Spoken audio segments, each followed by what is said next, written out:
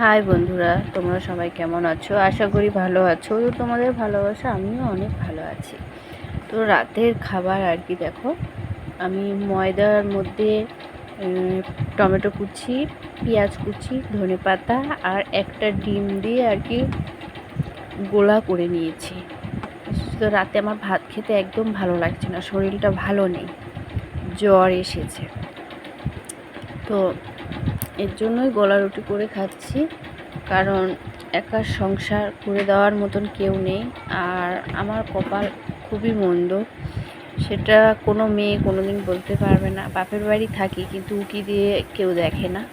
যাই হোক, সেটা আমি ভাগ্য করে জন্ম নিয়েছি, আর এর থেকে বাইরে কী আর করবো, যা হওয়ার। যাই হোক, এত কথা আর বলতে চাই না। তো এই গোলা রুটির সাথে আমি কোনো আর তরকারি রাখিনি, জানো তো, কারণ আমার ভালো লাগছে না, নিজের শরীর আর চলছে না।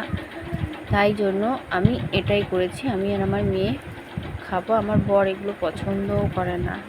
তো সয়াবিনের তরকারি দুপুরে মাছ থেকে চেয়েছিলাম, তো ওই সয়াবিনের তরকারি আছে, আমার বর মুড়ি খেয়ে নেবে, আমি আর আমার মেয়ে এই গোলা রুটি খেয়ে নেবো। আমার বর ওই 1-2 পিস হয়তো খাবে, যতটা গলা হয়েছে আর কি, ভালোই গোলা রুটি হবে।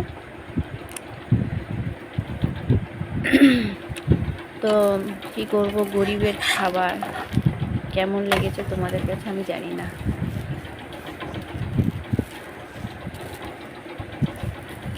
তো তোমরা সবাই কেমন আছো বলবে কিন্তু কমেন্ট করে। এখন ঘরে ঘরে শরীর খারাপ হচ্ছে, ভীষণ জ্বর হচ্ছে, সর্দি কাশি।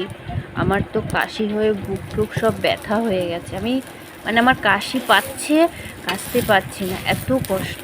তো একটু তেল দিয়ে আমি না এটা লাল লাল করে ভেজে নিয়েছি। তো তোমাদের সাথে একটু বক করে নিলাম, কারণ আমার কথা বলার মতন কেউ নেই।